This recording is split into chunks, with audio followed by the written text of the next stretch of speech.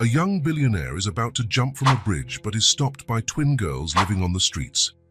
When he grabs their arms, he has the greatest revelation of his life. The rain showed no mercy that night in Manhattan. The thick, heavy drops pelted Nathaniel Wells's drenched coat like needles. He no longer cared. The cold he felt did not come from the storm, but from within. A chill that no heater or blanket could chase away. At 48, Nathaniel was what many would call a success, CEO of one of the largest investment firms on the East Coast, owner of an apartment on Fifth Avenue, collector of imported cars and luxury watches. His name appeared on most influential men lists, and his face graced business magazines. To the world, he was the personification of the American dream. But that night, soaked to the bone, wandering aimlessly across the Brooklyn Bridge, he was just a broken man. The bridge was practically deserted. Only a few cars passed by now and then, their headlights slicing through the curtain of rain like ghosts. Nathaniel stopped halfway and approached the railing. He looked down at the dark waters of the East River. The city lights reflected on the agitated surface like distorted stars. How cliché, he thought bitterly, a rich man about to jump off a bridge. But what people didn't understand, what no one could ever understand, was that money doesn't buy peace. It doesn't erase memories. It doesn't fill the void left by a wife who ran off with your best friend. It doesn't replace the daughter who chose to cut ties after the divorce. It doesn't ease the feeling of having dedicated decades to building an empire that now seemed as meaningless as a sandcastle at high tide. His last conversation with his daughter Emma echoed in his mind.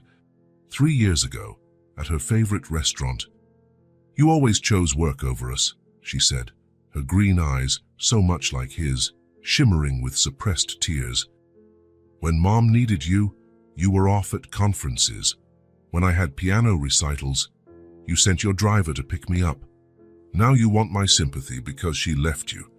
He tried to explain, to say that everything he did was for them, to provide the comfortable life they deserved. But the words sounded hollow even to him. Emma left a few bills on the table for her coffee, stood up and left. The last thing she said was, "Don't look for me until you figure out what really matters in life." He didn't look for her, and she kept her word. Now, 3 years later, here he was, alone, lost. The company he had built with so much sweat seemed to be collapsing under corruption scandals involving his main partner. Richard, the same best friend who had run off with his wife, had manipulated contracts and embezzled millions before vanishing. The press showed no mercy. "The magnate blinded by power," the headline said, "betrayed twice, in bed and in business." Nathaniel climbed onto the railing, his hands clutching the cold metal. The city spread out before him, as indifferent as ever. No one would notice his absence until the following morning, when he didn't show up for the board meeting. And even then, it would be just a logistical inconvenience, an issue for the legal and public relations departments to handle. The wind howled around him, as if trying to push him back to safety. But Nathaniel had already made his decision. He closed his eyes. A single tear rolled down his face, blending with the rain. He let go of the railing. That was when he felt it. Small fingers, frail as twigs, gripping his wrists with surprising strength. Nathaniel's eyes flew open. He looked down, bewildered. 2 identical little girls stared back at him. They couldn't have been older than 5. They were completely soaked, their dark hair plastered to their faces, dirty, disheveled clothes clinging to their small bodies. But their eyes were what paralyzed him, intense, dark, and filled with a seriousness no child should possess. "Please, mister, don't do that," they whispered in unison, their voices nearly drowned out by the roaring storm. Shock made Nathaniel instinctively recoil, stepping back onto the safer side of the bridge. The girls didn't release his wrists, as though they feared he might change his mind at any moment. "What are you doing here?" he asked, his voice hoarse and tense. "It's late, it's raining, you should be at home." The girls looked at each other, as though consulting silently in a language only they understood. "We saw you from the sidewalk," said one of them. You looked sad." Nathaniel glanced around. The nearest sidewalk was at least 100 yards away. These children had followed him all that way, through the rain, because they thought he seemed sad. The idea was absurd.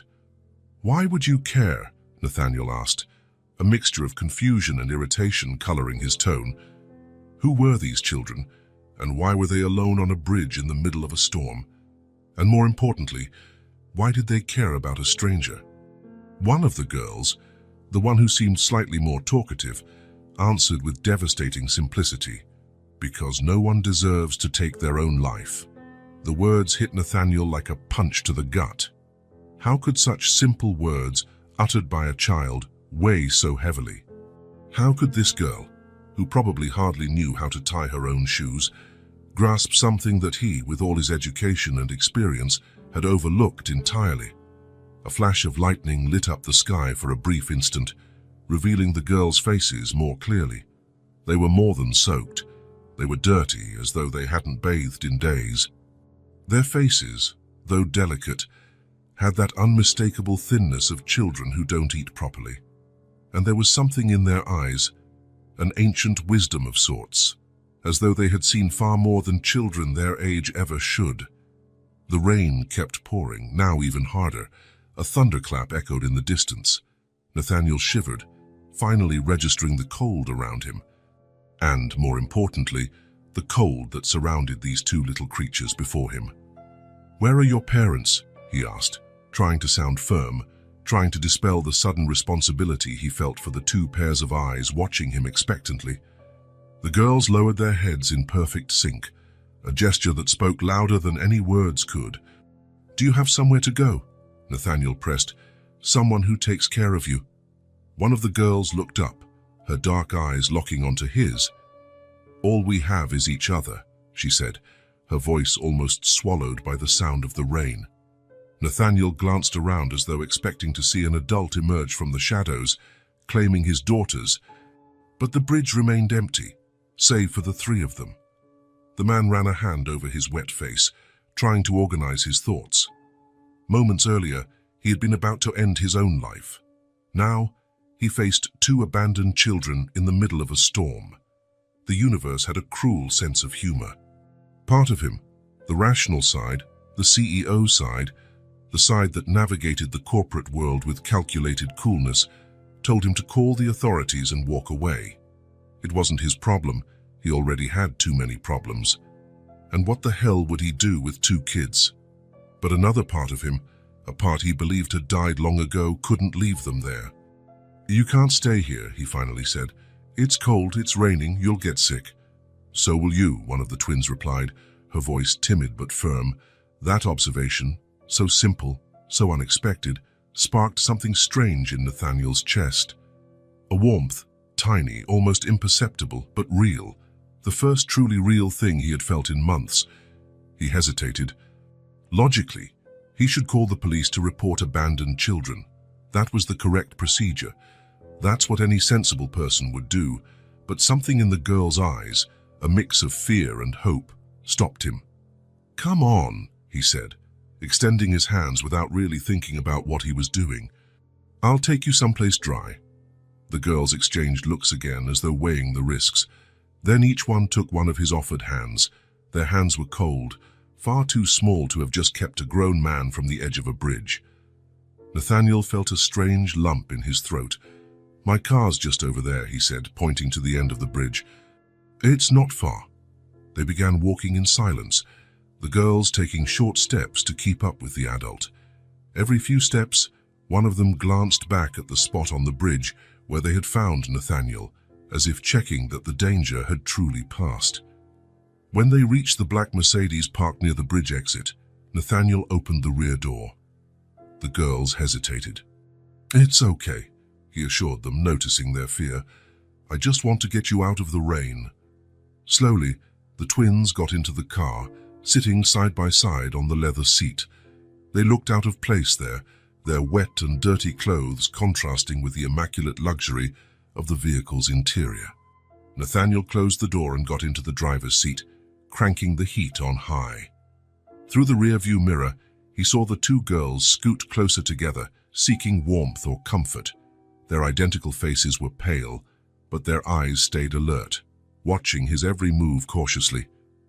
"Where are we going?" one of them asked in a near whisper.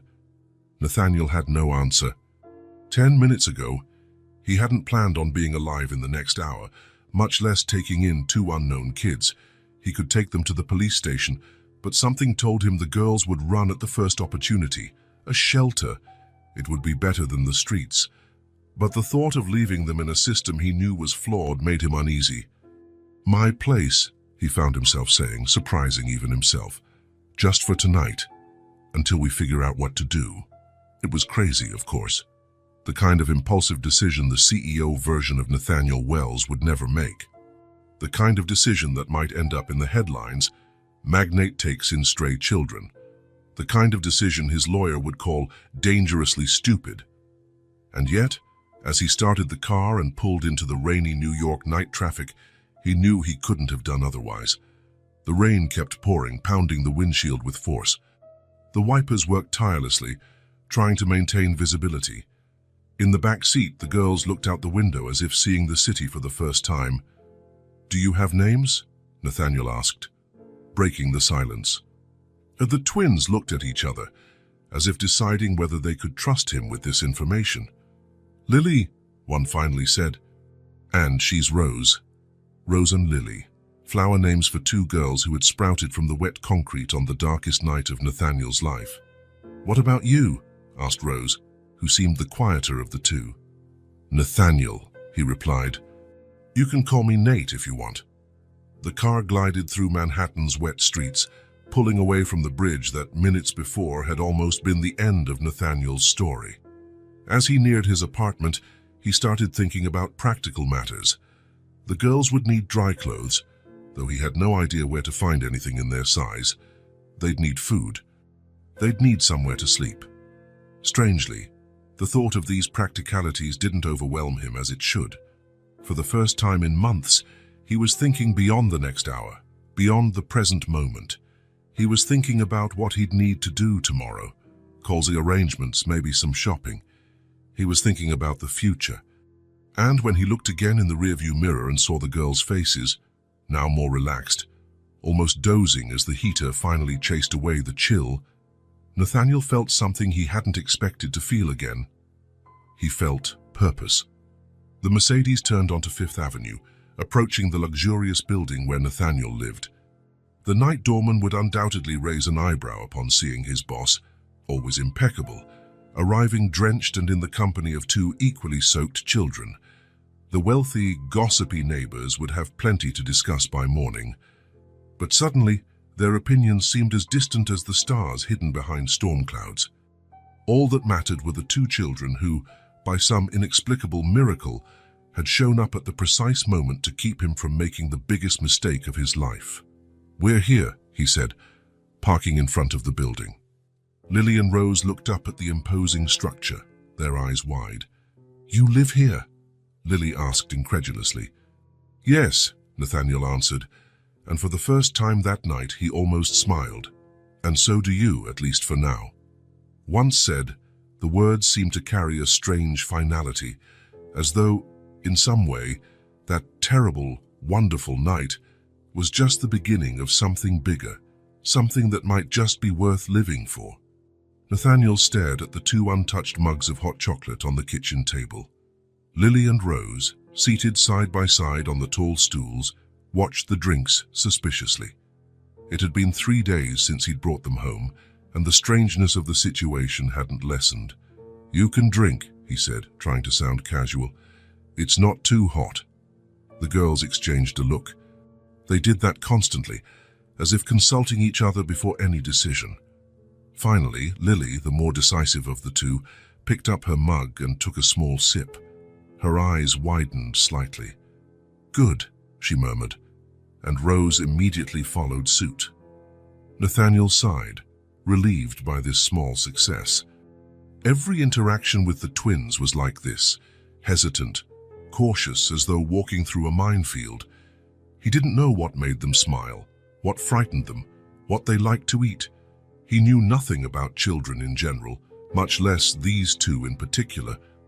His apartment, once a sanctuary of minimalist elegance, was now cluttered with shopping bags containing children's clothes, shoes, toothbrushes, and other items his personal assistant, Karen, had purchased in a rush after he called the day after rescuing them from the bridge. Karen, ever efficient, had asked no questions, though her look upon delivering the bags and seeing the girls said it all. "I need to find a proper shelter for you," Nathaniel said, breaking the silence that had settled in the kitchen. "Some place with people who know how to take care of kids." The mugs clattered against the table almost simultaneously. Rose gripped her sister's arm tightly, while Lily stared at Nathaniel with suddenly misty eyes. "Please," Lily said, her voice small but firm, "don't send us away." "We promise not to bother you," Rose added, speaking for the first time that morning. "We can help clean up." Nathaniel felt something strange in his chest, a mix of guilt and surprise. Obviously, they had taken his words as rejection. "That's not it," he tried to explain. "You need someone who knows how to take care of children. I work all day. I don't know how to do child stuff." He made a vague gesture with his hands, as though child stuff was too abstract a concept to define. "We don't need child stuff," Lily replied. "We just need to stay together." "And not go to another shelter," Rose whispered, almost inaudible. The word "another" did not escape Nathaniel, so they had already been in shelters before.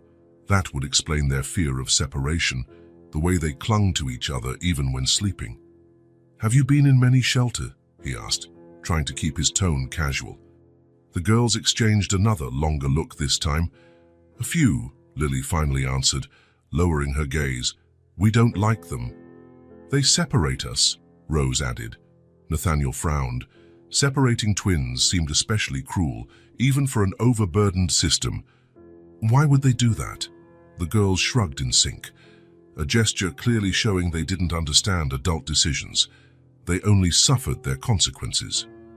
"Do we have to go to school today?" Lily asked, clearly changing the subject.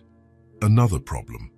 Nathaniel had improvised in the last few days, claiming a family emergency so he could work from home. But he couldn't go on like this indefinitely. The company was in a delicate moment after the scandal, and his prolonged absence would raise questions. And what about the girls? They obviously needed to be in school, but he had no idea how to handle that. "Not today," he replied cautiously. "I'm thinking about it." Lily tilted her head, studying him curiously. Adults always know everything. Something about that observation, simple, direct, but loaded with expectation, made Nathaniel realize how absurd the situation was. Here he was, a man who ran a billion-dollar company, unable to solve the basic logistics of caring for two 5-year-olds. "Not always," he admitted, suddenly feeling very tired. "Sometimes adults are lost too." Rose, who had been the quieter of the two, reached out her small hand and touched Nathaniel's arm for a moment. "That's okay," she said with surprising seriousness. "We are too." That small gesture, so unexpected, so genuine, caught Nathaniel off guard. A knot formed in his throat, and he had to look away, pretending to adjust his watch. "I'll make some calls," he said, leaving the table. "Finish your hot chocolate." He retreated to his office, closing the door behind him. He sat in his Italian leather chair and let out a deep sigh. What was he doing? What madness was this, trying to take care of two children? He could barely maintain the few adult relationships he had. He picked up the phone, determined to resolve the situation. He would call social services, explain the situation. That was the right procedure.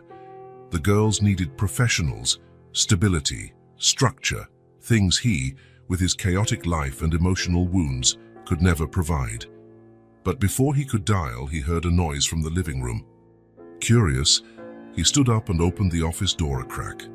Lily and Rose were on the large white sofa, leafing through a photography book Nathaniel kept on the coffee table.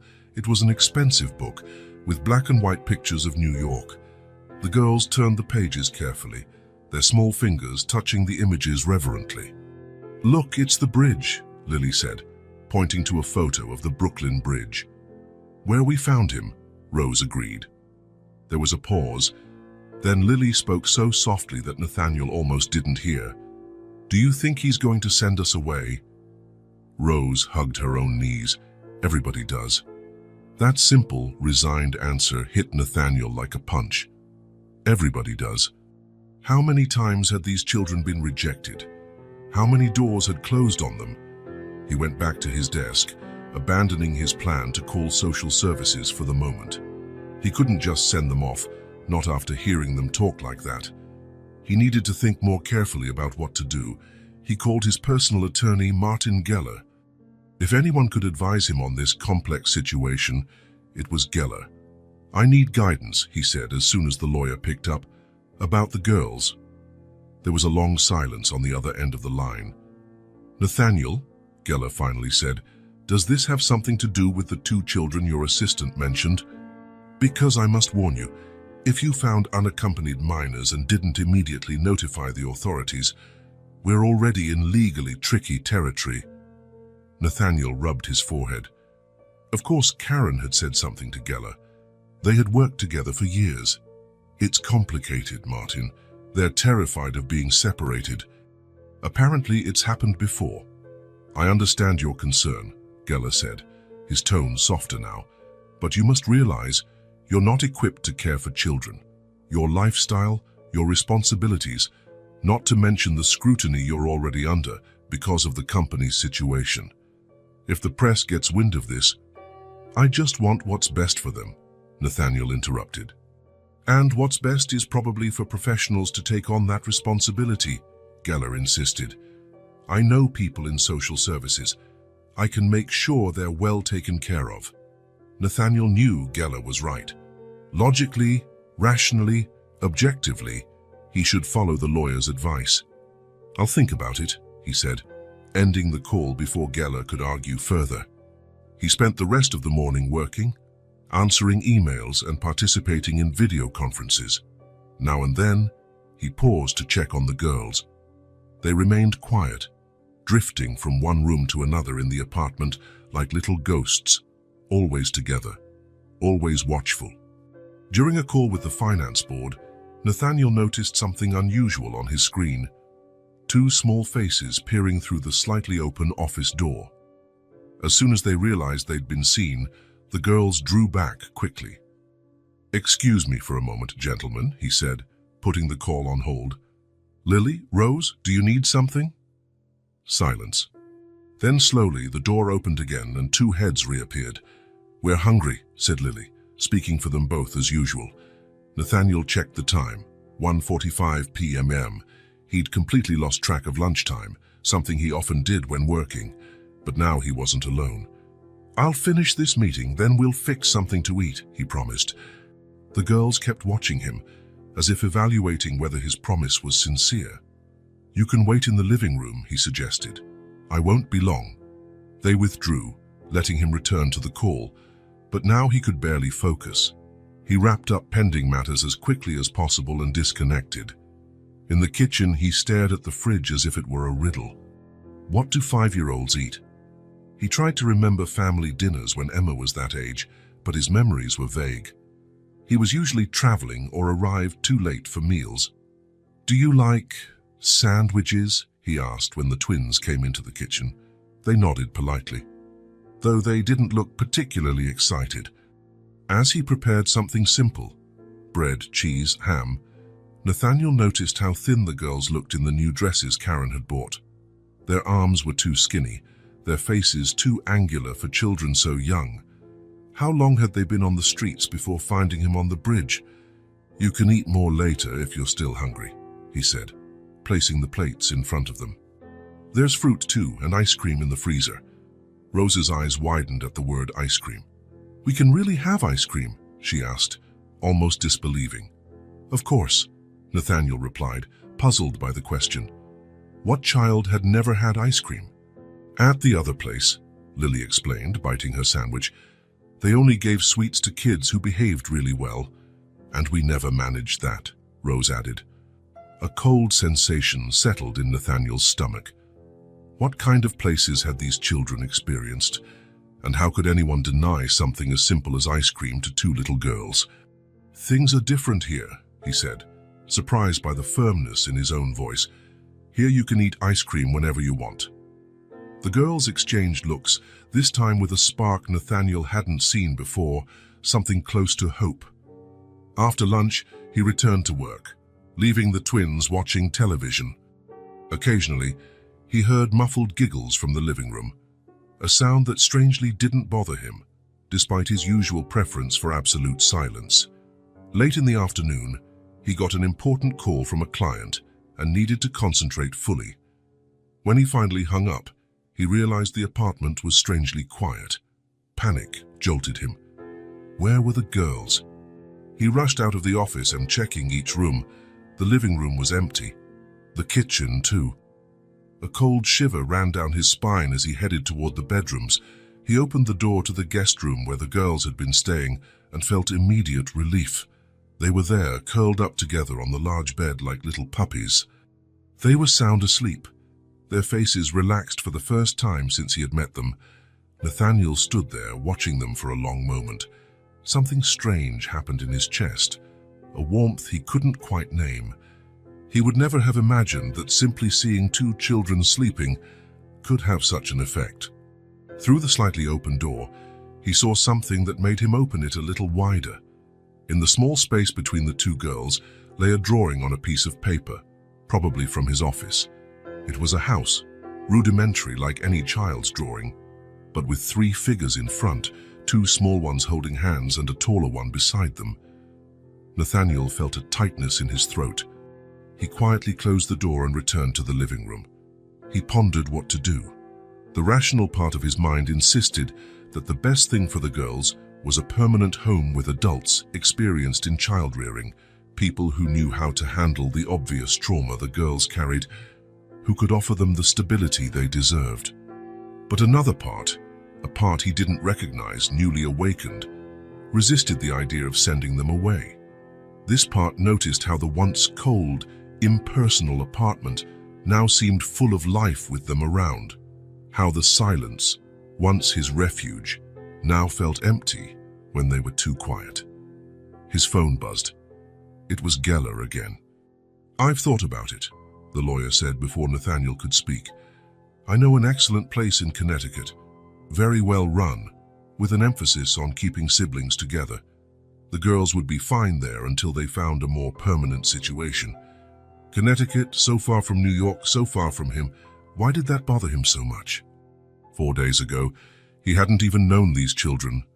Why did sending them away, even to a safe place, now feel so painful? "Thank you, Martin," he replied mechanically. "I'll consider it." After hanging up, Nathaniel stood still for a long time, staring at the wall. Logically, Geller was right. A good shelter would be better for the girls in the long run. They needed stability, a real family, not a middle-aged man with no idea how to raise children. But then he remembered the conversation he overheard earlier. Everybody does. And the fear in their eyes when he mentioned shelters, the way they slept clinging to each other, how Rose had touched his arm that morning, comforting him, a grown man when it should have been the other way around. The simple drawing, with the three figures in front of the house. He stood and walked to one of the large windows of his apartment. The city stretched before him, lights beginning to flicker on as the sun went down. 4 days ago, he'd been ready to leave it all behind, to jump off a bridge because he saw no meaning in anything anymore. And now there were 2 small lives under his roof, 2 children who, for reasons beyond his comprehension, trusted him enough to fall asleep peacefully in his home, to draw the 3 of them together, despite the traumas they had obviously suffered. He thought about the nights he'd spent alone in this same apartment, gulping sleeping pills with whiskey, trying to erase painful memories, how the silence smothered him then, how close he had come to giving up completely. "Please, mister, don't do that." Those words whispered on the bridge had been the first genuine gesture of concern he'd received in months, and they came from 2 children who apparently had far more reasons to give up than he did. For the first time in a long while, Nathaniel felt something besides the emptiness that had consumed him in recent months. He couldn't quite name it. It wasn't happiness, not even close, but it was something. A restlessness, discomfort even, but also a strange compulsion to protect these two frail girls who had, ironically, saved his life. He picked up his phone again and typed a message to Geller. "I'll think about Connecticut. For now, they stay with me." He hit send before he could change his mind. It was madness, of course, completely irrational, probably doomed to fail. But as he put down the phone and headed quietly to the bedroom to check on the girls once more, Nathaniel realized that for the first time in years, he was doing something not calculated, not strategic, not about personal gain. He was acting purely on instinct, and strangely, that no longer terrified him. 2 weeks had passed since Lily and Rose entered Nathaniel's life. The Fifth Avenue apartment, once a sterile space of minimalist design, now had small signs of life everywhere. Drawings stuck to the fridge with magnets, a pair of tiny sneakers by the door, colorful cups in the kitchen. Sitting in his office, Nathaniel was waiting for an important call. It wasn't about business this time, but something that had become far more urgent for him. The phone rang. "Any news, Parker?" he asked as soon as he picked up. "Good morning to you too, Nate," answered Frank Parker, the private detective Nathaniel had hired a week earlier. Parker was a former cop with an impeccable reputation and absolute discretion, traits Nathaniel paid generously for. "Sorry," said Nathaniel, rubbing his tired eyes. "I haven't been sleeping much. Are the girls giving you trouble?" "No, that's not it. They hardly make any noise. It's just—" Nathaniel hesitated, not sure how to explain, how to say he spent hours awake wondering what might have happened to them, imagining what circumstances could lead two such young children to live on the streets, alone. "It's complicated." "It always is," Parker replied with the wisdom of someone who has seen it all. "I have some preliminary information. It's not much, but it's a start." Nathaniel straightened in his chair. "I'm listening." "Based on the physical descriptions, approximate ages and first names, I've identified 3 sets of twins who match the profile. 2 have been ruled out. 1 lives with family in New Jersey. The other was adopted by a couple last year. And the third pair, Lily and Rose Collins," Parker said. "Born at Bellevue Hospital 5.5 years ago. Parents, Thomas and Maria Collins. Both deceased in a car accident when the girls were 3. Nathaniel felt a pang in his chest. Orphaned so young. What happened after the accident? No close relatives were willing to take custody. The girls went into foster care. They passed through 2 temporary homes before being sent to the Sunshine Home in Queens." "Sunshine Home?" Nathaniel repeated, jotting down the name. "A foster institution that closed about a year ago due to administrative irregularities. Here's the strange part, isn't Nate? After Sunshine closed, there are no official records of where the girls were transferred. They just vanished from the system. How is that possible? We're talking about children, not lost files." "The system is overburdened," Parker explained.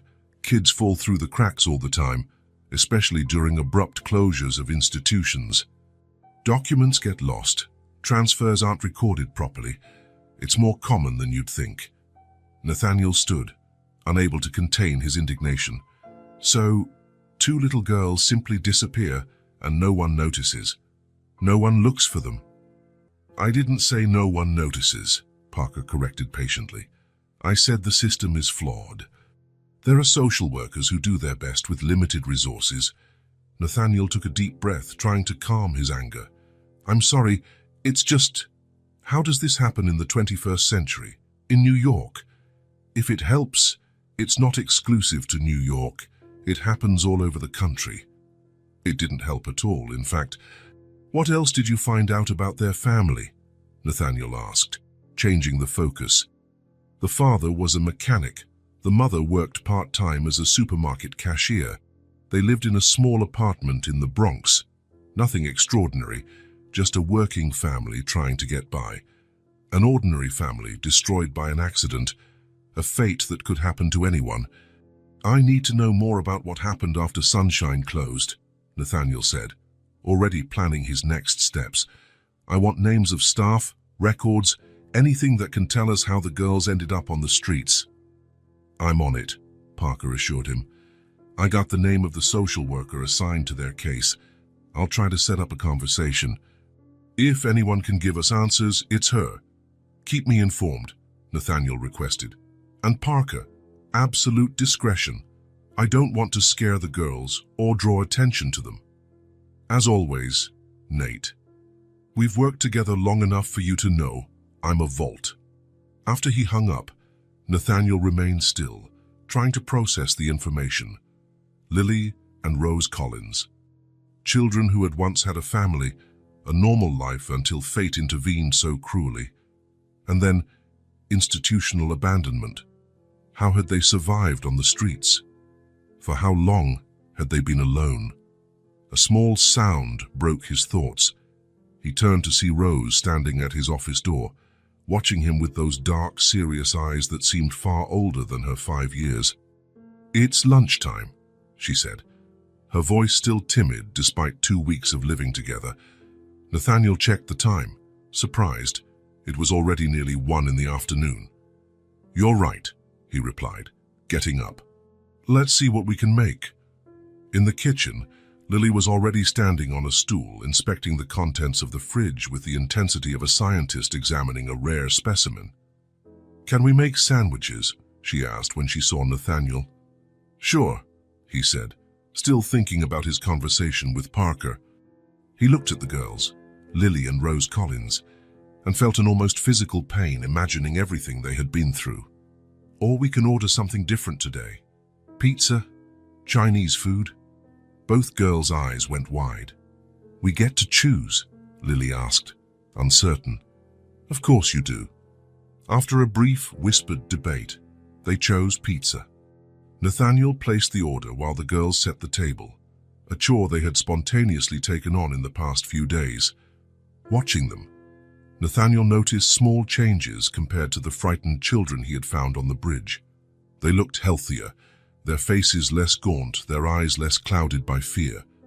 They wore clean, proper clothes in the correct sizes, their hair now well-groomed and usually tied in identical braids that Karen, his assistant, had taught Nathaniel to do after she caught him watching tutorials on his phone in the office.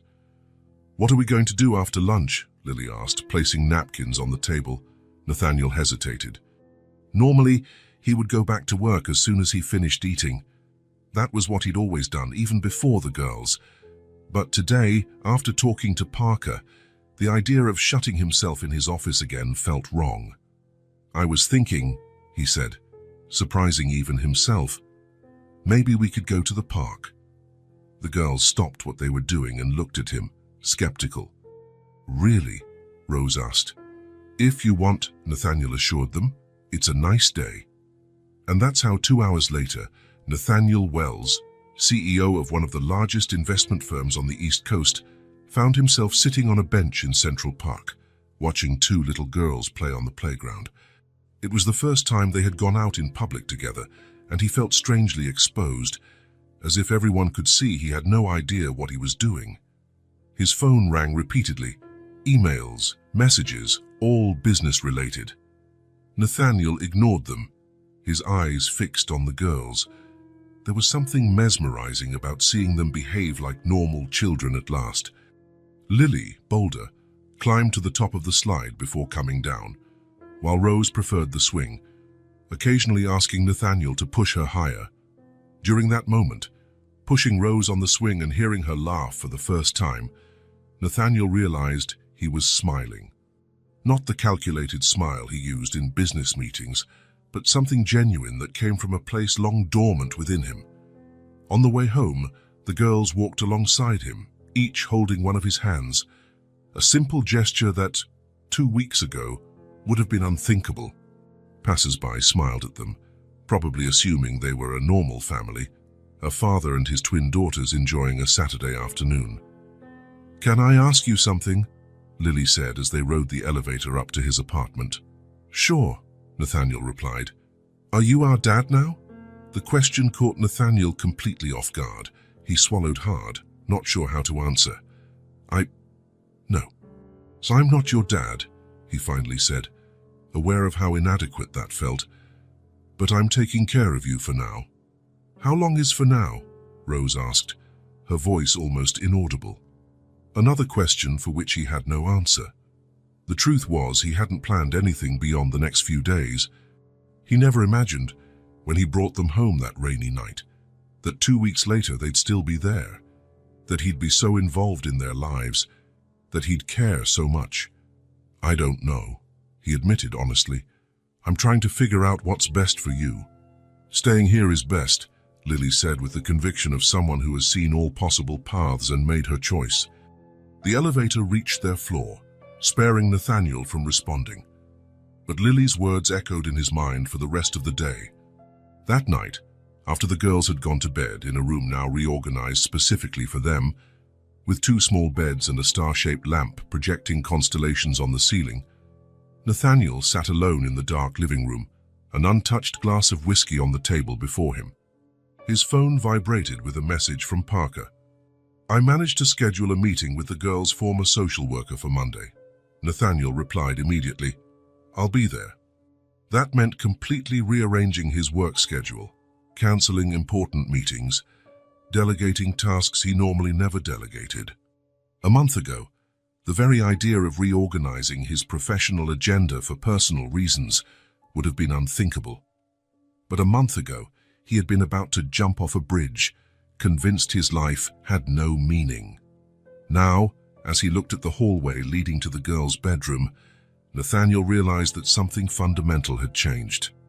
For the first time in years, perhaps for the first time since Emma was born, he actually cared about something other than numbers on a spreadsheet, beyond contracts and mergers, beyond the next deal. He picked up his phone again and sent an email to the entire executive team. "I'll be working remotely for the next few weeks. You can reach me by email or phone in case of emergencies. Meetings postponed until further notice." He hit send, knowing it would cause a minor earthquake in the company. The great Nathaniel Wells, known for his constant presence and relentless dedication, suddenly working from home. There would be speculation, rumors. The board would worry. And for the first time, he didn't care. Darcy on Monday arrived quickly. After leaving the girls with Karen, who had offered to babysit on her day off, clearly charmed by the twins, Nathaniel met Parker at a discreet cafe in the Lower East Side. "She'll be here soon," Parker informed him, checking his watch. "Melissa Torres. She worked as the social worker on the girls' case for almost 2 years. Nathaniel nodded, feeling nervous without knowing exactly why. Maybe he feared what he might discover. Melissa Torres was a middle-aged woman with dark circles under her eyes and a permanently tired air. But her eyes were sharp and bright. "Mr. Wells," she said after introductions, "Frank told me you're taking care of the Collins girls. I was surprised, to say the least. I looked for them for months." "I found them a few weeks ago," Nathaniel explained, careful not to reveal the exact circumstances. "They seem to have been on their own for quite a while." Melissa sighed heavily. "When the Sunshine home closed, it was total chaos. It happened almost overnight, corruption, embezzlement, you name it. The children were sent off to other institutions with practically no planning. And the twins? They were supposed to go to St. Vincent's home. At least that was the plan." She paused, sipping her coffee. "But when I checked a week later, they weren't there. According to the records, they never arrived." "How is that possible?" Nathaniel asked, feeling anger rise again. "What can I say? Someone dropped the ball. The physical transfer of children is handled by transporters, people hired specifically for that. Supposedly, there's a system of signatures and confirmations, but in practice," she shook her head. "I started an investigation, but with hundreds of children being transferred at once, no proper records. It was like searching for a needle in a haystack. So 2 4-year-old girls simply disappeared, and no one was held accountable." Melissa looked at him with a mixture of weariness and defiance. "Mr. Wells, I had 63 active cases when Sunshine closed. 63 children to monitor, visit, evaluate. I did everything I could to find them, even on my own time. But the system is broken. Nathaniel felt his anger dissipate, replaced by a kind of sad understanding. It wasn't this obviously dedicated woman's fault. It was an entire flawed system that allowed vulnerable children to vanish. "I'm sorry," he said. "I know it's not your fault. It's just that they're so small, so fragile." Melissa softened her expression. "How are they now? Physically, I mean." "Better. They were thin and scared when I found them. Now they're eating well, sleeping better." He hesitated, "But they rarely talk about the past. I have no idea what they went through after leaving the system." "That might be for the best, for now," Melissa observed. "Childhood trauma is complex. They'll talk when they're ready." Nathaniel nodded thoughtfully. "What happens now?" he asked. "Legally, I mean." Melissa studied him for a moment. "Well, technically, they're still wards of the state of New York. The standard procedure would be to notify social services and reintegrate them into the system." She paused. "But given their history, I have my reservations. The system already failed them once." "What if—" Nathaniel hesitated, surprised by what he was about to propose. "What if I wanted to keep taking care of them? Not just temporarily." Something sparkled in Melissa's eyes. Surprise, maybe hope.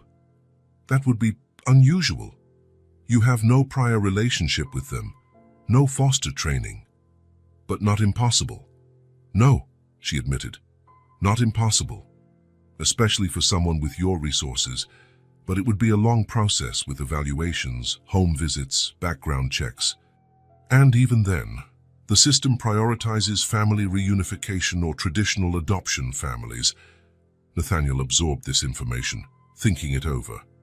"And what about them?" Melissa asked. "What do they want?" "They want to stay with me," he said, remembering Lily's words in the elevator. "At least that's what they say." "And you, Mr. Wells? What do you want?" The question took Nathaniel by surprise. What did he want? Not long ago, the answer would have been simple: to return to his normal, solitary but predictable life, to leave the girls to professionals who knew how to care for them better than he did. But now he thought about how different his home felt with them there, how his own heart felt different. How, for the first time in so many years, he sensed a purpose beyond merely existing. "I want what's best for them," he finally answered. Melissa smiled, as if that were the only correct answer. "Then I suggest we start with the basics. Let's regularize their situation. Make sure they're officially under your temporary custody while we figure out the next steps. I can help with the paperwork if you'd like." "Thank you," Nathaniel replied, feeling a strange relief. That would mean a lot. When he returned home that afternoon, he found the girls sitting on the living room rug with Karen, apparently engaged in some elaborate game involving drawings and invented stories. "Nate!" Lily exclaimed when she saw him, immediately jumping to her feet. "We drew pictures of everyone." She ran up to him, holding out a sheet of paper. The drawing showed 3 figures, a tall one in what looked like a suit, and 2 small ones holding hands. Above the house, drawn in the background in clumsy letters, she had written, "Our home." Nathaniel felt something warm and heavy settle in his chest. "It's lovely," he said, his voice rougher than he intended. Rose, still sitting on the rug, watched him with anticipation. "Are you going to send us away?" she asked. The same question she posed almost every day, as though afraid the answer might suddenly change. "No," Nathaniel replied, surprising himself with the firmness in his own voice. "I'm not going to send you away." And for the first time since meeting them, he truly believed it. So a month had passed since Nathaniel had formalized temporary guardianship of Lily and Rose. Life in the Fifth Avenue apartment had settled into a surprisingly stable routine. Mornings started early, with the girls invariably awake before him, waiting quietly in their beds until they heard movement in the hallway. Breakfast together. Then Nathaniel worked a few hours in his office, while the twins stayed with Karen or with the private tutor he had hired to help them catch up on the schooling they had missed. In the afternoons, depending on his schedule, Sometimes they went to the park, to a child-friendly museum, or simply stayed home reading or watching movies Nathaniel never imagined he'd enjoy. Evenings were always reserved for the three of them. Dinner together, talking about the day and the bedtime ritual of reading a story and promising he would be there in the morning. It was a routine so different from his old life that sometimes Nathaniel had trouble remembering what it was like before the twins. The empty, lonely days, the nights filled with expensive whiskey and sleeping pills, the constant feeling that nothing really mattered. That Friday night, Nathaniel stood at the girls' bedroom door, watching them sleep. As always, they had pushed their beds together in the center of the room. Their small bodies turned toward each other, as though even asleep they needed to confirm each other's presence. He gently adjusted the star lamp, making sure the constellation it projected covered the ceiling better. It was a simple, almost trivial object, but the girls loved it. "They're like the stars we saw when we slept on the street," Rose had once said with a matter-of-factness that broke Nathaniel's heart. "But these are prettier and aren't cold." He closed the door quietly and returned to the living room, where Frank Parker awaited him with his usual discretion. The detective had called earlier, saying he had new information about the girl's past. "Sorry to keep you waiting," Nathaniel said, offering a drink that Parker declined with a gesture. "No problem. I imagine getting children to sleep is a complex science." Nathaniel smiled faintly. "You have no idea. So, what did you find?" Parker opened his briefcase and pulled out a few photographs and documents. "I managed to piece together more of the period between the Sunshine home closure and when you found them. It's not a pretty story, Nate." "I figured it wouldn't be," Nathaniel replied, bracing himself. "As we suspected, after the home closed, there was confusion about where many of the children ended up. The twins apparently never arrived at St. Vincent see where they were supposed to go." "So what happened to them?"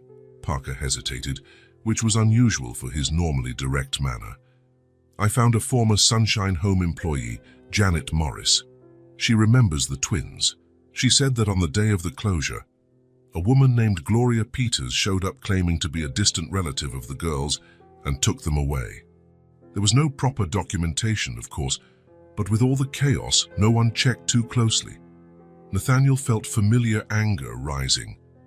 "And who the hell is Gloria Peters?" "That's the thing. She wasn't a relative. She was what we might call a child collector." "A child collector," Nathaniel repeated, the term leaving a bitter taste in his mouth. Peters had a scheme. She identified vulnerable kids in the system, preferably cute, healthy ones, and rescued them during moments of administrative chaos like institutional transfers or closures.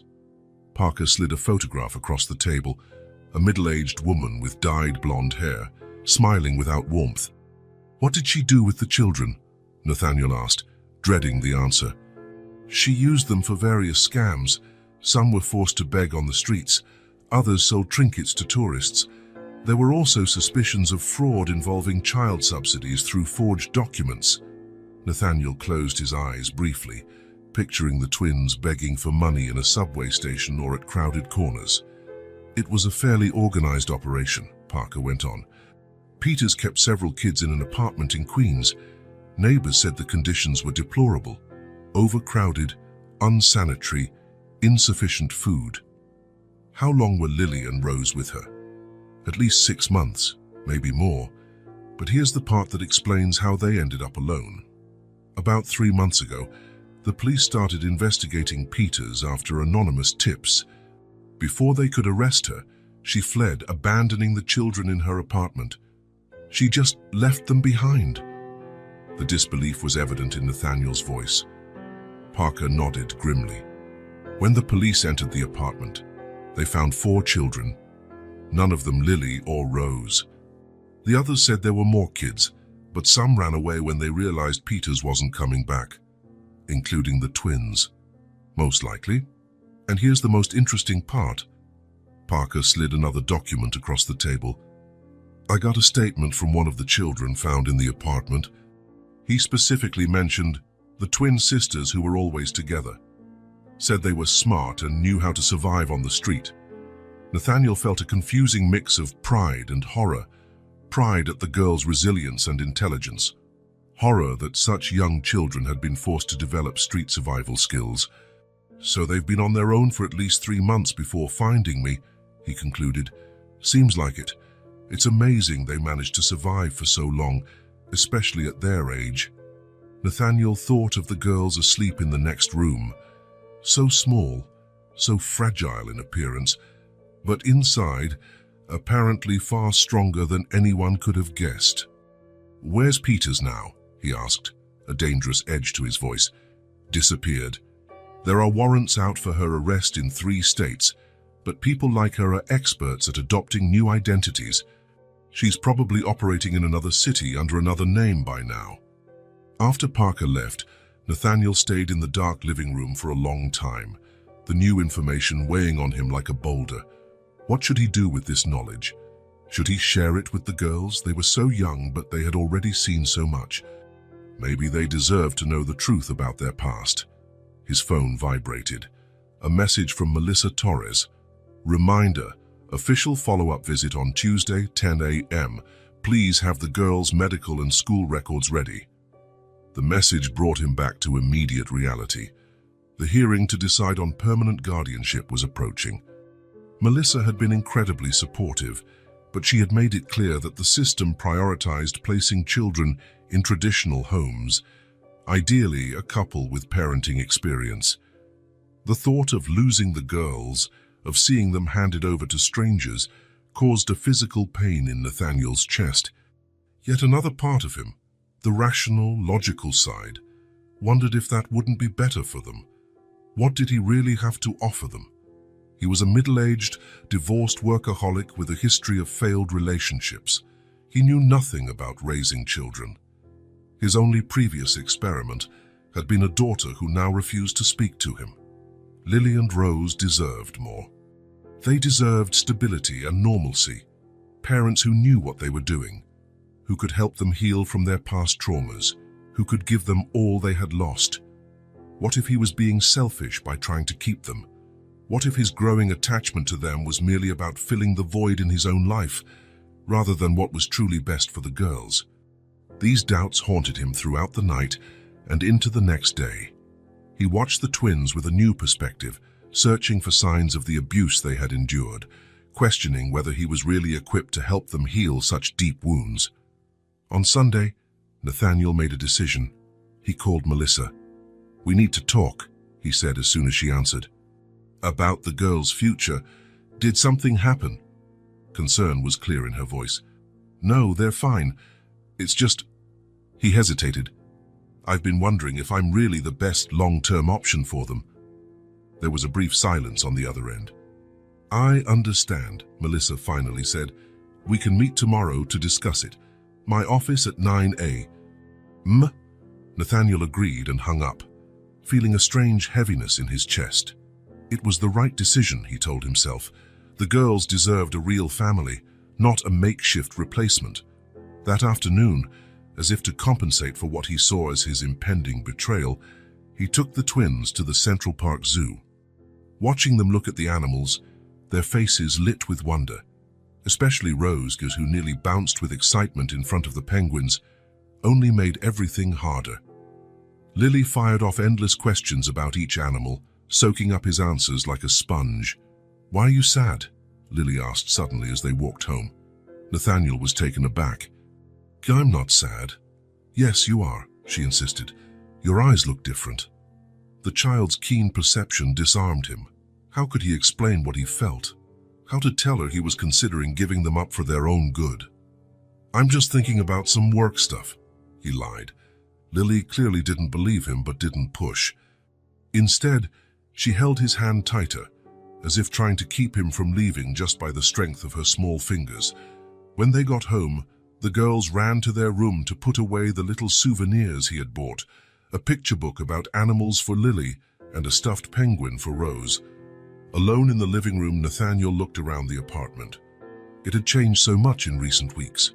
Where before there had been sterile, minimalist spaces, now there were signs of life everywhere, children's drawings on the fridge, toys more or less neatly stored in colorful bins, photos of the twins framed over the once-empty fireplace. The transformation wasn't just physical. For the first time in years, there was purpose in his days. He woke up thinking not about financial indicators or falling stocks, but about how to make the girls smile. He planned his days around their needs, not board meetings. And, surprisingly, he didn't miss his old life, not one bit. But what if that wasn't enough? What if, despite all his effort and goodwill, he still couldn't give them what they truly needed? The next morning, he put on his best suit for the meeting with Melissa. It was an old habit, armoring himself in professionalism for difficult discussions. Before leaving, he stopped by the girls' room to say goodbye. Both were already awake, as always, playing quietly in their beds. "I have a meeting," he explained. "Karen will be here soon to stay with you." "Will you be back for lunch?" Rose asked, her big dark eyes fixed on him. "Probably not." He hesitated. "It might be a long meeting." "What's the meeting about?" Lily asked, ever curious. Nathaniel felt a lump in his throat. "About the future." The girls exchanged a meaningful look, that silent communication that felt so natural to them. "Our future?" Rose asked, her voice so low he almost didn't hear it. The question took him by surprise. How did they always seem to know? "Yes," he replied honestly, "I'm trying to figure out what's best for you." Another look passed between the twins. Then, to his surprise, both climbed out of their beds and came over to him, each clutching one of his jacket sleeves. "Don't let them take us away," Lily said, her small face suddenly serious. "Please." "We want to stay with you," Rose added, her eyes glistening as though holding back tears. Their words, and even more, the fear in their faces, hit him like a physical blow. He knelt down so he could be at their level. "Why do you think someone's going to take you away?" "They always do," Lily answered simply. "Everywhere we go. One day we're there, the next we're not." "Adults never want us to stay," Rose added. Their devastating frankness tore open a wound inside Nathaniel. Of course they assumed the worst. Their entire short lives had been a series of abandonments and betrayals. Why would this time be any different? "I don't," he began, then stopped. He couldn't lie to them. He was, in fact, going to discuss the possibility of finding a more suitable home for them. "I just want to make sure you have the best possible life." "You are the best possible life," Lily said with the unshakable conviction only a child could have. "You don't shout," Rose added, "and you let us always stay together." "And you make pancakes in animal shapes," Lily continued, as though that were a crucial criterion for evaluating caregivers. "And you take us to the park." "And you gave us stars on the ceiling," Rose concluded. Nathaniel looked at them, suddenly seeing the situation through their eyes. The standards by which they judged a good home were not the ones a social services evaluation would highlight. For these girls, who had seen the worst of humanity, the things they valued were simple: safety, permanence, small kindnesses. And by some incomprehensible miracle, they saw those qualities in him. In Nathaniel Wells, the man who had so recently considered his own life not worth continuing. "I'll be back for lunch," he finally said, a decision forming in his mind. "I promise." Melissa Torres's office was exactly what he imagined a social worker's office would look like. Small, crammed with files, with faded motivational posters on the walls and a withered plant on the windowsill. "Thanks for coming, Nathaniel," she said, pointing him to a chair. "For you sounded worried on the phone." "I am," he admitted. "Or I was. I'm less sure now." Melissa tilted her head, curious. What changed between yesterday and today? Nathaniel thought about the question. How could he explain the transformation that had happened after that brief conversation with the girls that morning? "When I called you, I was full of doubts," he began.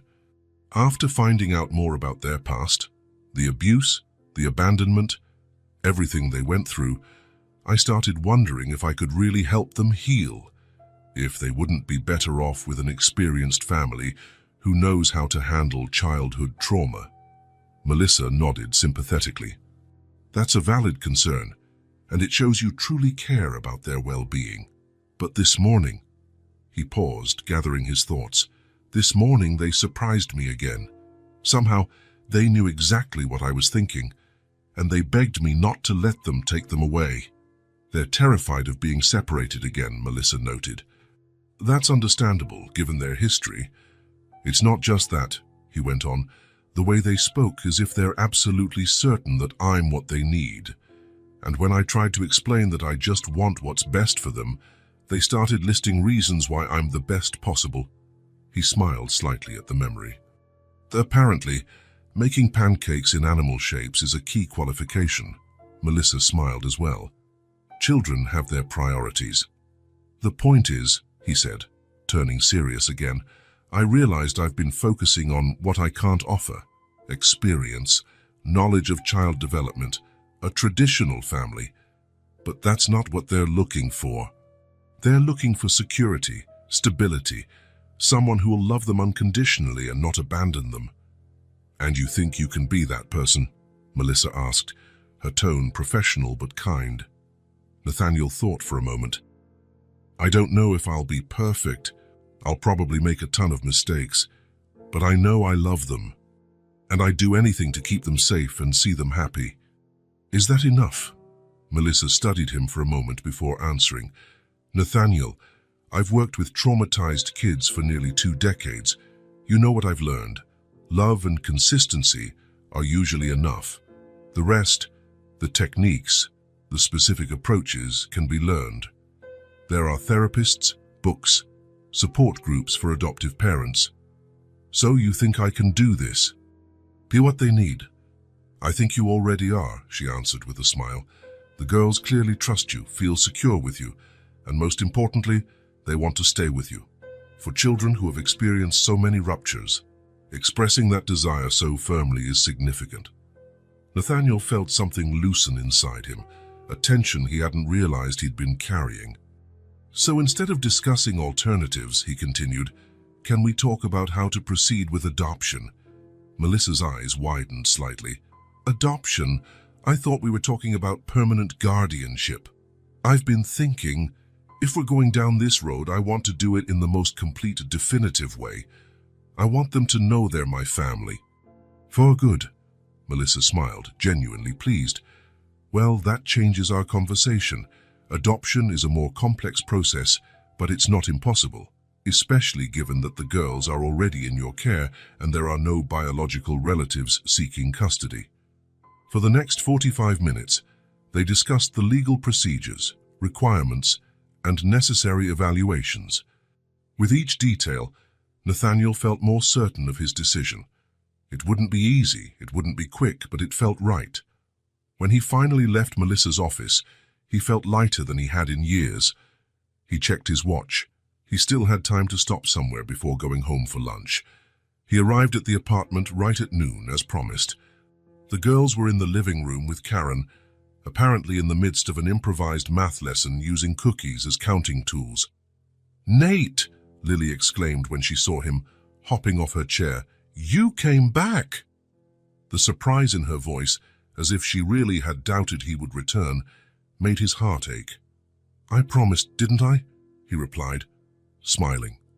Rose approached more slowly, her eyes searching his face as though looking for clues. "Was the meeting good?" "It was excellent," Nathaniel said. "Actually, I have something to show you." From the folder he carried, he pulled out some papers and handed them to the girls. They weren't the official adoption papers. Those would come much later, after the entire legal process.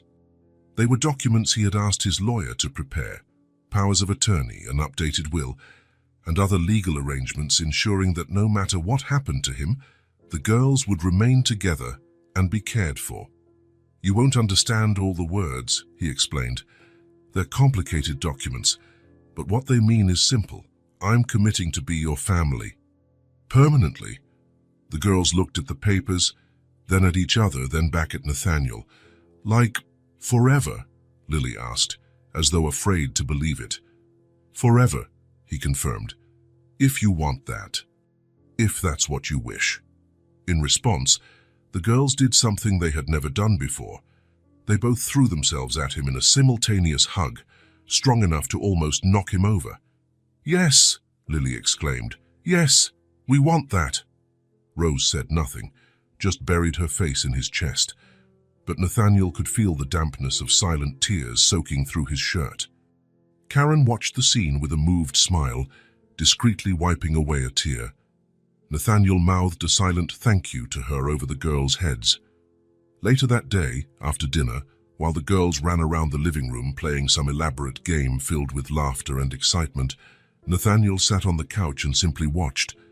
This, he realized, was what had been missing in his life. Something no amount of money or professional success could provide. Not just the sound of children's laughter, but the sense of purpose that came from being essential to someone, from making a difference in another human being's life. His fears and doubts hadn't completely disappeared.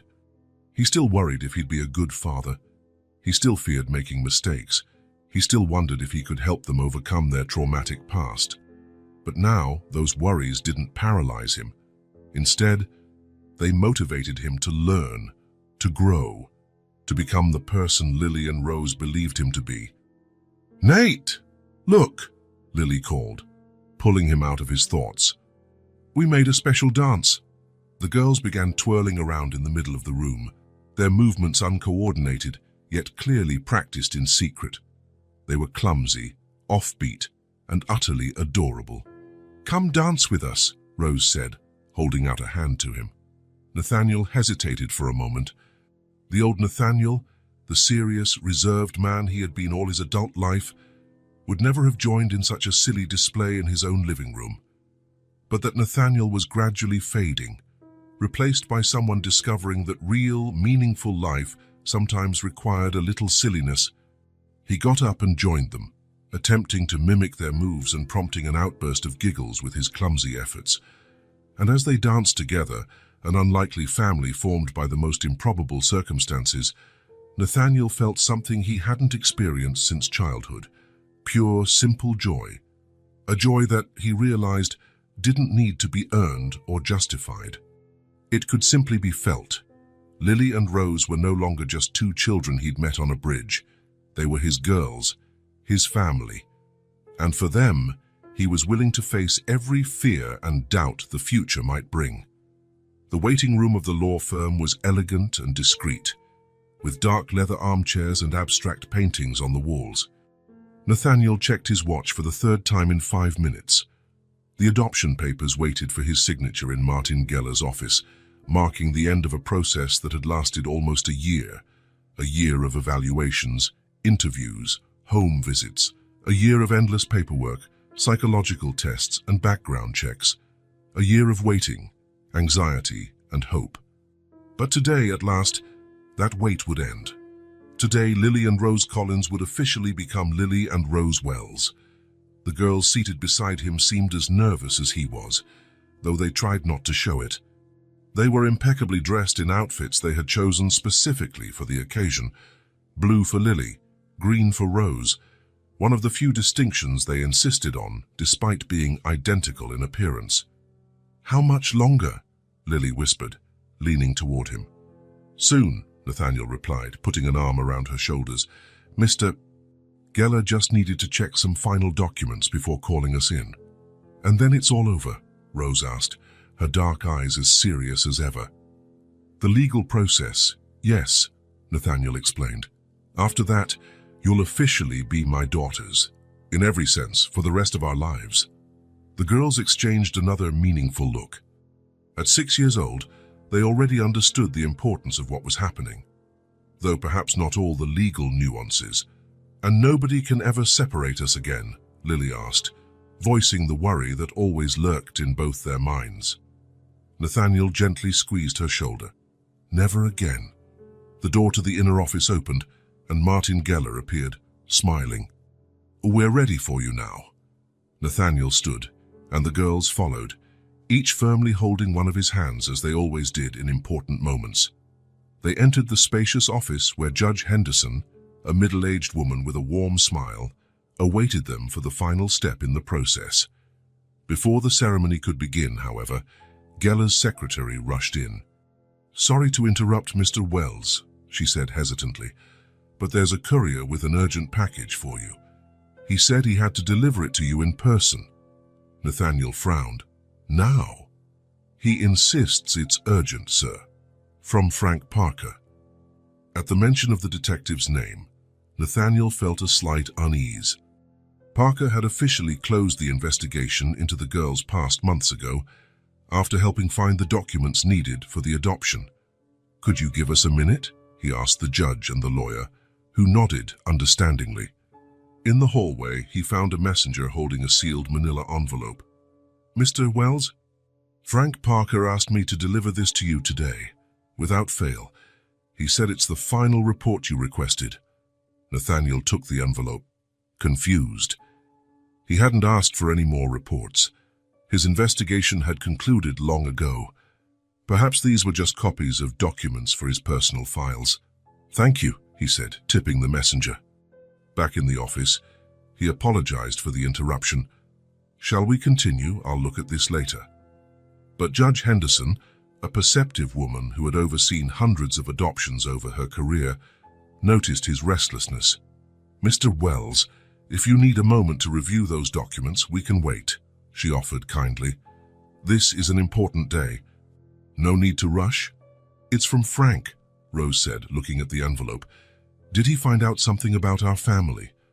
Her innocent question touched a sensitive point. Over the past year, the girls had shown increasing curiosity about their origins, asking questions about their biological parents that Nathaniel often couldn't answer. There were few records available, and their own memories were fragmented and distorted by trauma. "I'm not sure what it is," he answered honestly. "But maybe we should check. Do you mind waiting a little longer?" The girls shook their heads simultaneously, curiosity outweighing their eagerness to finalize the process. "Use my conference room," Geller offered, pointing to a side door. "We'll get some coffee in the meantime." In the conference room, Nathaniel sat with the twins on either side. He opened the envelope carefully, expecting only redundant paperwork. Instead, he found a handwritten note from Parker, along with a thin folder. "Nate, I know today's the big day, and I apologize for the intrusion. While finalizing the girls' files, I found a connection I thought you should know before you formalize the adoption. It won't affect the legal process, but it could have personal implications for you. If you prefer, you can destroy this folder without opening it. What's inside won't change anything about the adoption status. The girls will be your daughters either way, but I believe in transparency, and you've always valued the truth, no matter how hard it is. The choice is yours." With respect, Frank Parker Nathaniel felt a chill run down his spine. What could be so important that Parker would send it on the day of the final adoption, but also so ambiguous that he'd suggest it might be better not to know? "What does he say?" Lily asked, leaning to see the note. "Frank found more information about you too, Nathaniel explained in simple terms. "Do you want me to see what it is?" "Yes," Lily replied immediately, while Rose simply nodded, her eyes intent. With growing apprehension, Nathaniel opened the folder.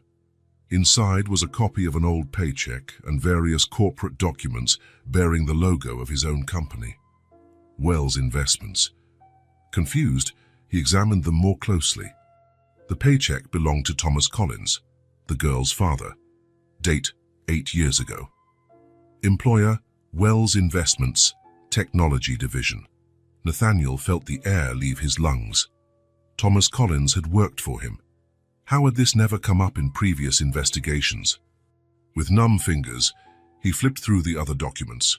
A work contract, performance evaluations, all excellent.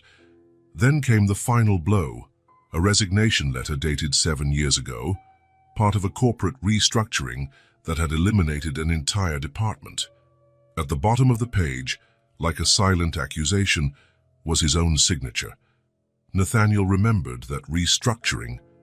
It was early in his rise as CEO, when he was still trying to prove himself to the board.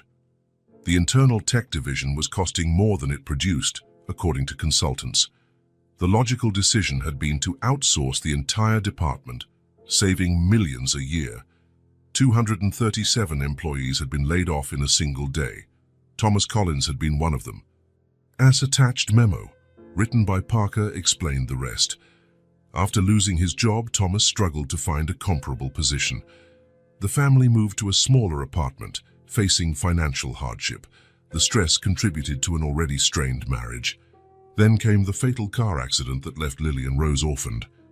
There were even more heartbreaking details: copies of unemployment applications, past due rent notices, even a letter Thomas wrote to a former colleague requesting references. The letter mentioned my twin daughters and his determination to give them the life they deserve.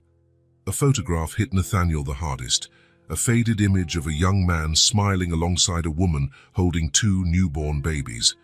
The Collins family, intact and full of hope.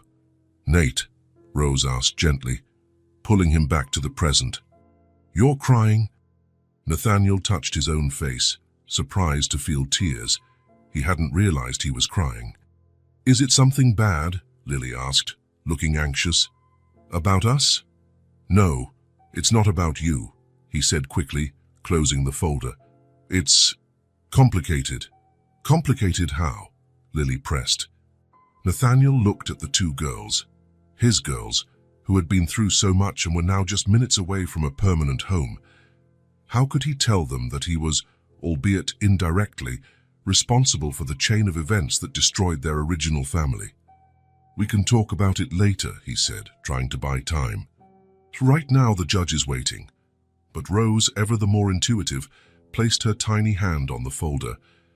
"Is it about our dad? Our dad from before?" The accuracy of her guess took Nathaniel's breath away. "How did you figure that out?" "You got weird when you looked at the papers," she answered with a child's simple logic. "And Frank always looks for stuff about our old family." Nathaniel took a deep breath. Ever since he'd met them, he had promised himself he would never lie to the girls, even when the truth was painful. That honesty had been the foundation of their trust. "Yes, it's about your dad," he admitted. "I found out that he worked at my company a long time ago." The girl's eyes widened. "Our dad knew you?" Lily asked, leaning forward. "Not personally," Nathaniel explained. "It was a big company with lots of employees. But yes, he worked there." "What happened?" Rose asked calmly, but insistently. Nathaniel hesitated. How could he explain corporate restructuring and decisions based on spreadsheets to 6-year-olds? "There was a time when the company had to make changes," he began slowly. "And a lot of people lost their jobs. Your dad was one of them." "That's being fired?" Lily asked, having recently learned the word. "Yes," Nathaniel confirmed. "He, along with many others, lost his job. And that made things harder for your family." "Is that why we got poor?"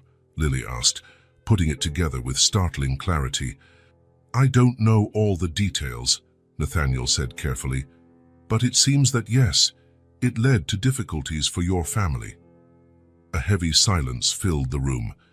The girls looked at each other, having one of their silent twin conversations that both fascinated and slightly unnerved him. "Was it your fault?"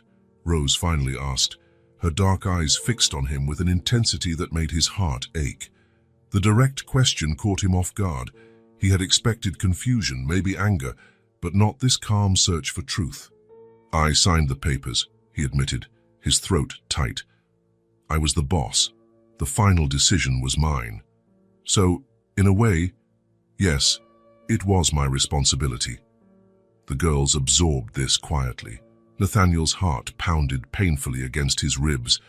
This could change everything. They might now see him not as the man who rescued them, but as the man who contributed to their family's downfall.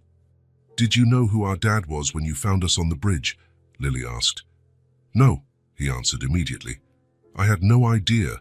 I only found out now." Another silence, another silent exchange of looks. "Do you still want to be our dad?" Rose asked, her voice small and suddenly vulnerable. That question shattered something inside him. That they could believe, even for a second, that this revelation might change his love for them was unbearable. "More than anything in the world," he answered fervently. "Nothing could change that." "But," "Do you still want me as your dad after hearing this?" In response, Rose took the folder from his hands, closed it deliberately, and set it aside. "What happened before doesn't matter," she said with a seriousness far beyond her years. "What matters is now." "My teacher says we can't change the past," Lily added. "We can only choose what we do today." "And we want you to be our dad today," Rose concluded. "And tomorrow too." "And the day after tomorrow," Lily added. "Forever," they both said in unison, as they did whenever something was especially important. Nathaniel felt tears welling up again, and this time he made no effort to hold them back. The simplicity of their forgiveness, if it was even forgiveness, given how freely it was offered, was overwhelming. "Forever," he agreed, his voice choked with emotion. When they returned to the main office, Judge Henderson immediately noticed Nathaniel's red eyes but asked no questions. Instead, she offered a gentle smile. "Ready to proceed?" Nathaniel looked at the girls, who both nodded firmly. "We are," he replied. The ceremony was surprisingly simple for something so profoundly life-changing. Nathaniel signed his name on the official documents. The judge explained in simple terms what it meant for the girls legally. They wrote their new names in clumsy but determined letters. "By the order of this court," Judge Henderson finally declared, "I hereby pronounce that Lily Rose Collins and Rose Lily Collins are now, for all legal purposes, Lily Rose Wells and Rose Lily Wells, daughters of Nathaniel James Wells, with all the rights and responsibilities this relationship entails." She gave a gentle tap of the gavel, a genuine smile lighting up her face. "Congratulations to the new Wells family." In that moment, something strange happened. The world around Nathaniel seemed to both expand and contract. It expanded with the infinite possibilities of the future he would now share with these two extraordinary children.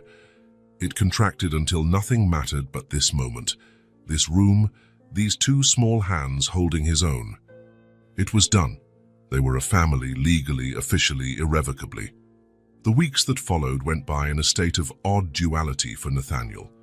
During the day, there was the pure joy of his new family reality.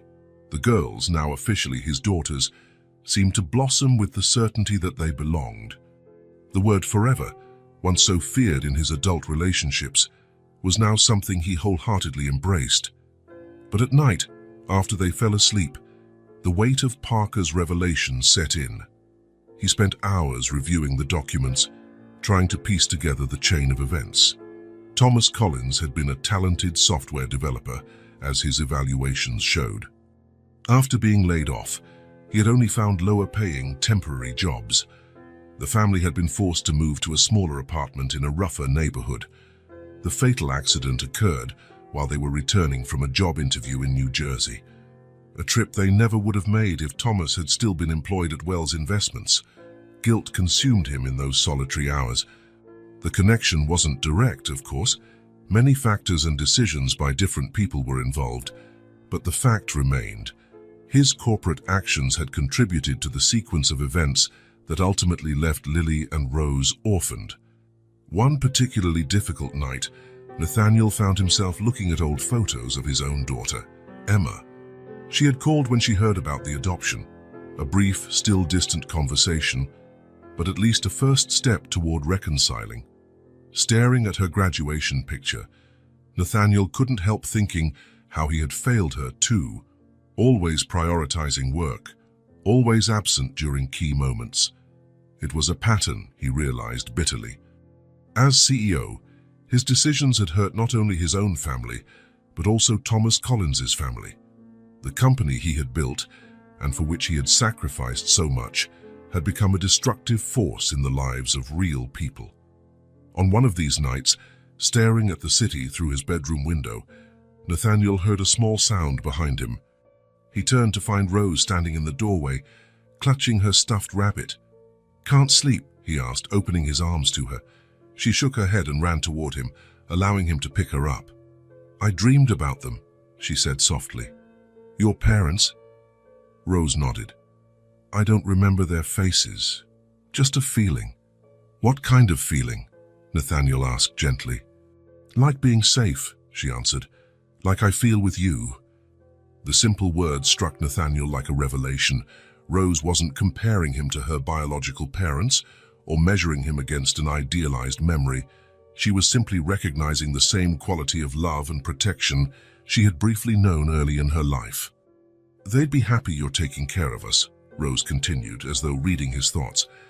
That's what Mom always said. The important thing is we take care of each other. Your mom said that, Nathaniel asked, surprised that Rose had such a specific memory. I don't remember her saying it, Rose admitted. I just remember the feeling, like it was something she always said. Nathaniel felt something unravel inside his chest, a knot of guilt that had grown since Parker's revelation. Do you really think so, Rose? She nodded with the solemnity of a child pronouncing an absolute truth. They'd want us to be happy. We're happy with you. The next day, Nathaniel made a decision. After breakfast, he gathered the girls around the table and placed Parker's folder in front of them. I want to tell you more about your dad, he said, as they eyed the folder curiously. About Thomas Collins. Over the next hour, carefully and in age-appropriate terms, he shared what he'd learned. He showed them the picture of their parents holding them as babies, explained that their dad had been a very good programmer who was highly praised by his bosses. Then, with honesty that hurt but that he knew was necessary, he told them his own role in the story. The company was struggling back then, he explained. We needed to save money. So I decided to close the department where your dad worked. That's firing him, Lily asked again, clarifying. Yes, Nathaniel confirmed. Your dad and many others lost their jobs. That made your life more difficult. Is that why we had to live in that small, dark place? Rose asked. Nathaniel nodded, each word a knife. Probably, yes. He expected anger, confusion, perhaps accusations. Instead, Lily reached out and touched the photo of her parents. He looks nice, she said simply. He was, Nathaniel agreed, based on the evaluations he'd read. Very smart and hard-working. Like you, Rose observed. The comparison made Nathaniel choke up. I think he was much better than me in many ways. The girls looked at him with identical expressions of confusion. He'd be here if he could, Nathaniel went on, and in a way, I helped make it so he couldn't be. It was a crude simplification of complex events, but it carried the essence of the truth that tormented him. But if he were here, Lily mused, you wouldn't be our dad now. The simple, direct observation left Nathaniel speechless. And we wouldn't have you, Rose added. It was a child's logic, but it contained a truth Nathaniel hadn't been able to see through his guilt. Life was a web of interconnected events, many tragic, many unfair. But from that tragedy, from that unfairness, something precious had emerged, the family they now formed. I think, Rose said slowly, as though forming a complex thought, sometimes bad things happen, so good things can happen afterward. I'm not sure it's that simple, Nathaniel replied, moved by her attempt to find meaning in such complicated events. It's not simple, she agreed. It's sad, but we're happy now. Lily, more direct, stood and wrapped her arms around Nathaniel's neck. Don't be sad about the past. We're here now. In that moment, Nathaniel understood that the girls had given him not only forgiveness, but also a profound lesson on how to live with past mistakes without being consumed by them. It wasn't about denying responsibility or forgetting the impact of his actions. It was about recognizing that regret alone wouldn't change anything. What mattered was what he would do moving forward. The next morning, Nathaniel made another decision. He called an emergency board meeting at his company. Some members grew apprehensive, fearing more scandals like the one that had nearly destroyed the business years before. Others guessed it might be about mergers or acquisitions. No one expected what Nathaniel announced. Ladies and gentlemen, today I propose a fundamental change in our corporate structure and in our mission as a company. Over the next 45 minutes, Nathaniel presented a comprehensive plan, the creation of a substantial fund to support former employees affected by past restructurings, a program to retrain anyone who might lose their job at the company, and a policy to prioritize alternative solutions before any mass layoffs. Most significantly, he introduced the Thomas Collins Foundation, named in honor of the girl's father, to provide scholarships for the children of current and former employees, ensuring no child would miss educational opportunities due to corporate upheaval.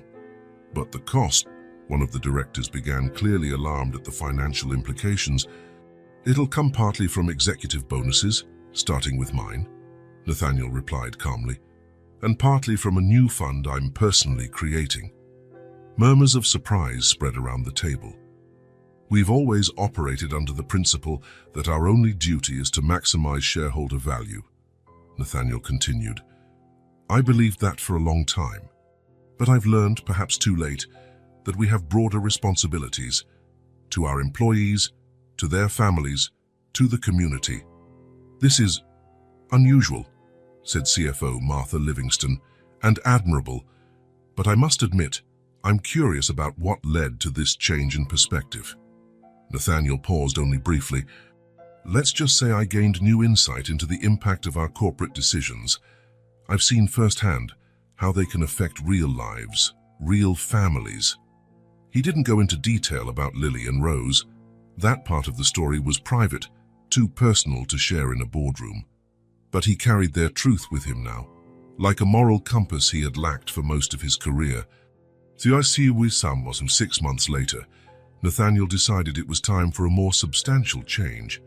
The Fifth Avenue apartment, though spacious, had never truly been a home for children. It lacked outdoor space, no place to run around or play freely. After weeks of searching, he found a house on the outskirts of the city, not too far for his daily commute, but far enough to offer a different lifestyle.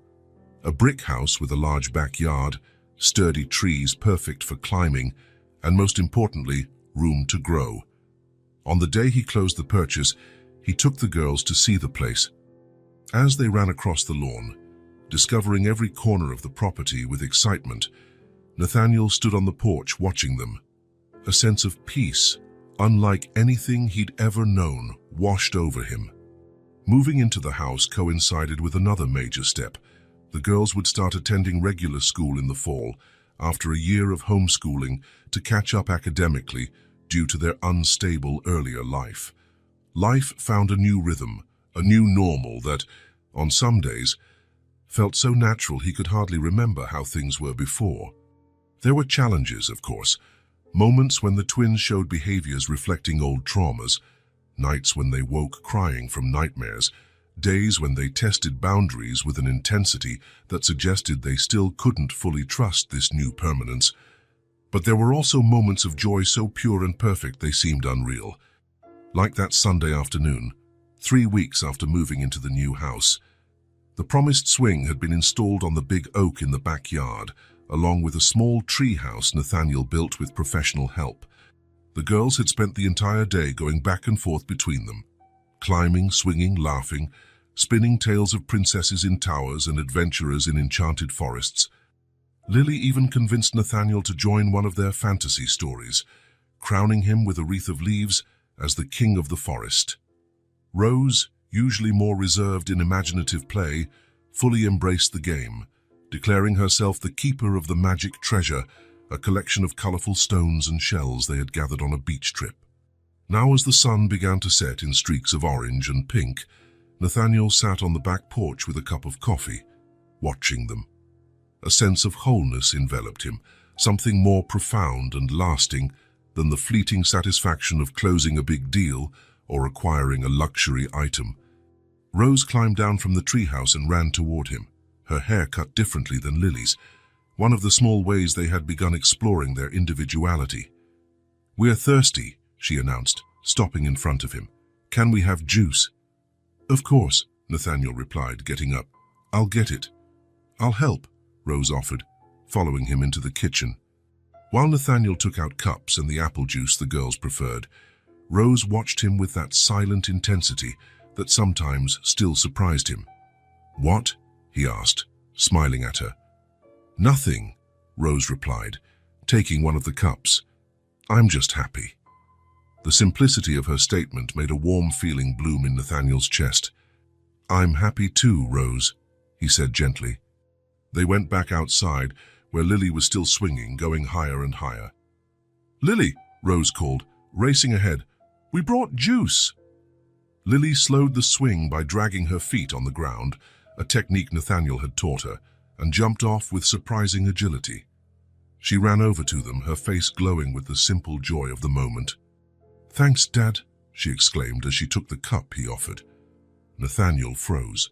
It was the first time either of them had called him that. They had agreed early on that they could call him whatever felt comfortable, Nate, Nathaniel, or eventually Dad, if and when they were ready. Until that moment, they had only called him Nate. Lily noticed his reaction and paused, uncertain. "Is it okay if I call you that?" Nathaniel felt something warm and radiant swell inside him, as if the setting sun had somehow taken up residence in his chest.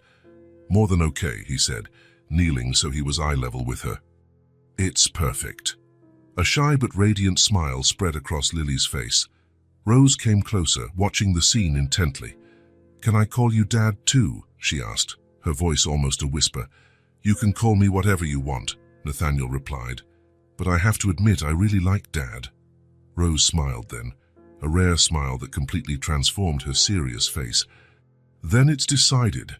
"It's decided," Nathaniel echoed, opening his arms. The girls didn't hesitate, throwing themselves into a collective hug that nearly knocked him down. The juice spilled into the grass, but no one cared. There in the backyard of the new house, with the sun setting behind the trees and his daughter's laughter ringing in his ears, Nathaniel experienced a certainty he never thought possible. A certainty about his place in the world, about the meaning of his existence, about the purpose of every breath. The certainty that he would never be alone again. Feasabi spat that night, after tucking the girls in, Nathaniel sat on the back porch, gazing at the stars that began appearing in the darkening sky. He thought about the night on the Brooklyn Bridge, the emptiness that consumed him then, his absolute conviction that his life had lost all meaning. How could he have imagined, as he climbed onto that bridge railing, that his salvation would arrive in the form of two small hands grabbing his wrists, that his reason to live would be found in the eyes of two children who, by some inexplicable miracle, had crossed his path at the exact moment he needed them most. The irony was not lost on him.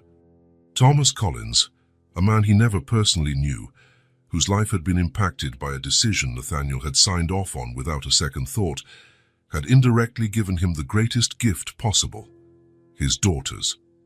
There was no undoing the harm caused by a corporate decision that helped destroy Lily and Rose's original family. Nothing could bring their parents back. Nothing could erase the years of suffering the girls had endured. But perhaps, Nathaniel thought as he watched the starry sky, there was a certain poetic justice in the fact that he would now dedicate the rest of his life to ensuring those two extraordinary children would never again know abandonment or loss, that they would grow up loved, protected, valued, that they would have every opportunity their biological parents would have wanted for them. On the small table beside his chair lay the photograph of the Collins family he had found in Parker's folder. He had had it framed and intended to hang it in the girls' room. He believed it was important for them to know their roots, to have a connection to the people who first loved them. "I promise I'll take care of them," Nathaniel whispered to the night. A promise made not just to himself or the girls, but to the parents they had lost too soon. "With everything I have, with everything I am." And if, at that moment, he felt a strange peace embrace him, as though the universe, in its infinite complexity, had somehow arranged this unlikely meeting of broken souls so they could heal each other. Well, who could blame him for believing in meaningful coincidences, in second chances, in redemption? The next morning, Nathaniel awoke to the sound of laughter downstairs.